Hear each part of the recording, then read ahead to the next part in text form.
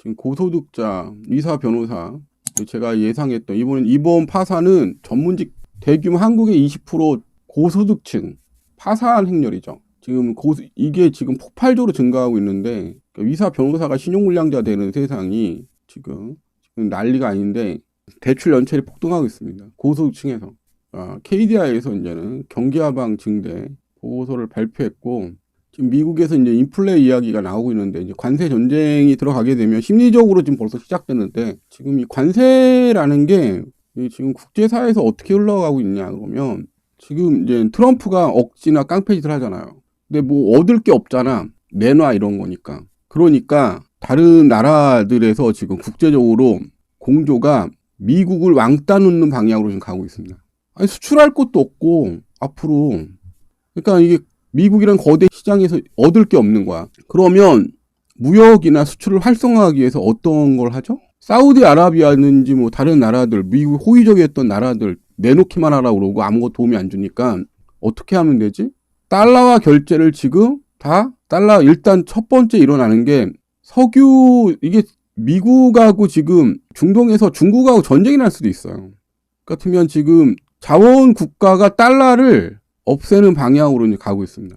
달러를 퇴출시키려고 그래요. 그러니까 결제를 달러로 하지만 뭐 루브라도 할 수 있고 엔화도 할 수 있고 원화도 할 수 있고 국제 통화는 그리고 뭐 비트코인을 할 수도 있고 이런 식으로 지금 바뀌고 있습니다.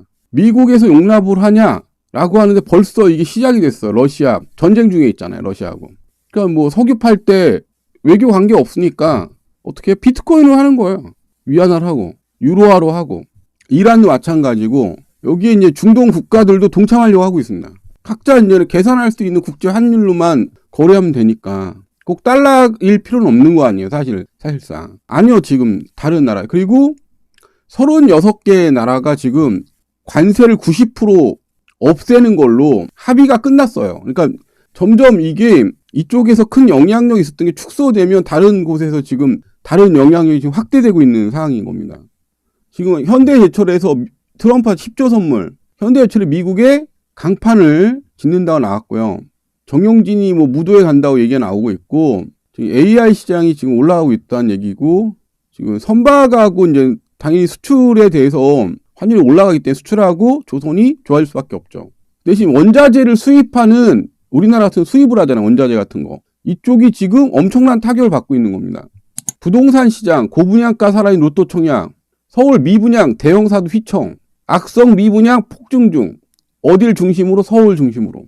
서울 3대 업무지구 오피스 물량 폭탄 떨어진다는데 오피스 폭탄 떨어지고 있습니다. 지금 경기도에서 지금 올해 6곳 폐교, 분당 청설중학교 폐교됐습니다. 학생도 모자라고. 분당이 지금 폐교됐어요. 지금 서울대가 경쟁률이 하락하고 있습니다. 다시 말씀드릴게요.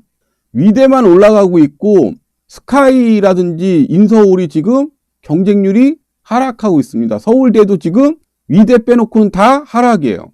그러니까 위대 말고는 의미 없다. 그러니까 이게 이 현상이 왜 그러냐 그러면 기술이나 과학자 되고 이래봤자 공학도 돼봤자 한국에서는 기술자로 살아봤자 비정규직이나 계약직, 정규직으로 채용이 돼도 10년이나 20년 써먹다가 용도 폐기 처분 당하기 때문에 공학을 안 합니다. 기술을 안 하는 거죠.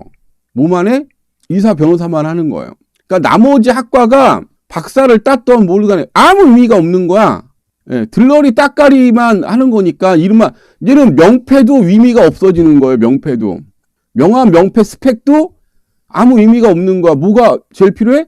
경력 있냐?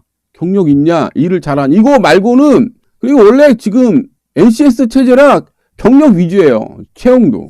그러니까 뭐 문과 서울대 나와서 문과 나와봤자 무슨 박사 아무 의미가 없는 거예요. 예전에는 100명 중 3명이 스카이 갔던 지금은 40명 중 3명이, 그러니까 그것도 거의 상위권 대학 들어가는 것도 엄청난데 그렇게 들어갔자 나와서도 할 일이 없다는 거예요. 아예. 그러니까 안 들어가. 안 가는 거야. 그러니까 앞으로 뭐 먹고 살 게 없어요. 특히 지금 AI가 나와서 AI가 어떤 거냐 같으면 고학벌 일자리를 지금 전부 다 지금 휩쓸고 있어요. 대학원을 나오고도 지랄을 하든 의미가 없어. 그러니까 어떤 거냐 그러면 그러니까 자기가 잘하고 그런 거 아니면 의미가 없는 거야. 누가 다 해주냐? AI가 다 해요. 볼래요? 아니, 지금 방송하고 있는데, 와, 유, 방송 중이시군요. 어, 박근기 작가 TV. 어, 요즘 어떤 주제로 방송하고 계신가요? 지금 한국 기업평가 보고서 발표가 나는데, 내후회한 비상경고등이라고. 그거 찾아볼 수 있어? 한국기업평가의 최근 보고서에 따르면 국내 기업들의 신용등급이 하향 조정되고 있습니다. 특히 석유화학과 건설업종에서 신용등급이 낮아졌습니다. 고환율 때문에 어떻게 될 것 같아? 2025년에. 보완율이 하락하면 기업들의 자금 조달 비용이 늘어나고 특히 부채 비율이 높은 기업들은 더 큰 압박을 받을 가능성이 높아요. 국내외 경기 둔화와 고금리 상황에서 기업의 신용 등급이 낮아지면 도산 위험도 증가할 수 있습니다. 만약 이 상황이 장기화되면 투자 위축과 고용 감소로 이어질 수도 있어요. 특히 건설업과 석유화학 같은 자본 집약적 업종은 더 큰 타격을 받을 수 있겠죠. 지금 같은 경제 환경에서는 정부의 금융 안정화 정책이나 기업의 유동성 관리가 더 중요해질 것 같아요. 강남 아파트 가격 하락. 뉴스가 오늘 나왔더라고. 강남 아파트 가격 하락은 경제 전반에 강한 신호를 줄 수 있어요. 고금리와 거래량 감소, 그리고 보유세 부담 증가가 주요 원인일 가능성이 크죠. 강남은 부동산 시장의 중심지라 이 지역 가격 하락은 전국 시장에도 영향을 미칠 수 있어요. 만약 하락세가 지속된다면 부동산 자산을 기반으로 한 소비와 투자 심리가 위축될 가능성이 있어요. 하지만 반대로 실수요자 입장에선 진입 기회로 작용할 수도 있죠. 만약에 강남의 아파트 지금 중견 건설에서 부도나기 시작했는데 지방 건설사는 작년에 한 2,000곳 정도가 문을 닫았더라고. 보통 한국의 부동산 사이클상 이런 침체는 몇 년 정도가 수도권 같은 경우에. 보통 한국의 부동산 침체 사이클은 수도권 기준으로 3, 5년 정도 지속되는 경우가 많아요. 과거 사례를 보면 금융위기나 IMF 같은 큰 위기가 발생했을 때도 강남을 포함한 수도권 부동산 가격은 하락 국면에서 최소 3년 이상 지속되다가 점진적으로 회복세를 보였어요. 지방건설사가 이미 2,000곳 정도 문을 닫았다면 강남 아파트 가격 하락과 중견건설사의 부도는 침체의 중심이 수도권으로 확산되고 있다는 신호일 가능성이 높아요. 수도권은 수요가 더 견조하다고 하지만 금리가 계속 높고 거래가 침체된 상황에서는 회복이 더디게 올 수 있어요. 책도 쓰고 그랬는데 바질3 모멘트하고 디레버리징이라고 나도 3년 반에서 5년 정도 침체 사이클을 봤거든. 친구는 지금 다른 각종 정보를 데이터를 모집했을 때 인간관계 추론상 몇 년 정도의 사이클을 보고 있어, 침체 기간을. 친구가 언급하신 바딜3 모멘트와 디레버리징 개념을 기반으로 보면 침체 기간이 3년 반에서 5년이라는 판단은 굉장히 합리적이에요. 디레버리징이란 결국 부채를 줄이고 자산 시장에 과열을 시키는 과정이니까 이 시기가 끝나려면 금리가 안정되고 자산 가격이 바닥을 확인하는데 시간이 걸릴 수밖에 없죠. 다른 데이터를 종합적으로 고려해도 과거 사례와 지금의 상황을 보면 1. 금리 사이클. 고금리가 유지되는 동안은 회복이 어렵고 통상 금리 인하 국면에 진입한 후에도 부동산 시장 회복까지 1나 2년이 더 걸려요. 2. 심리 회복. 시장 참여자들의 심리가 안정되고 더 이상 하락하지 않는다는 신호를 주는데 시간이 필요하죠. 3. 건설사와 금융권의 안정화. 건설사의 구조조정이나 금융권의 부실 정리가 끝나야 본격적인 회복이 시작돼요. 따라서 3년 반에서 5년이라는 친구의 추론은 인간관계 추론상 아주 타당해 보이고 현 상황에서는 과거보다 침체가 더 길어질 가능성도 배제할 수 없어요. 친구는 방송에서 이런 통찰을 담아내면 굉장히 깊이 있는 내용이 될 것 같아요. 미리 벌써 얘기해 왔는데 자꾸만 다른 경제 전문가나 교수님이 서울대 교수님이 올해부터 슈퍼사이클이라고 그러는데 이런 전문가라든지 교수라고 하는 분들에 대해서는 친구는 어떻게 생각해? 올해부터 아주 폭등한다고 슈퍼사이클이라고 작년 내내 엄청나게 수요자들의 공포 분위기를 조성했거든.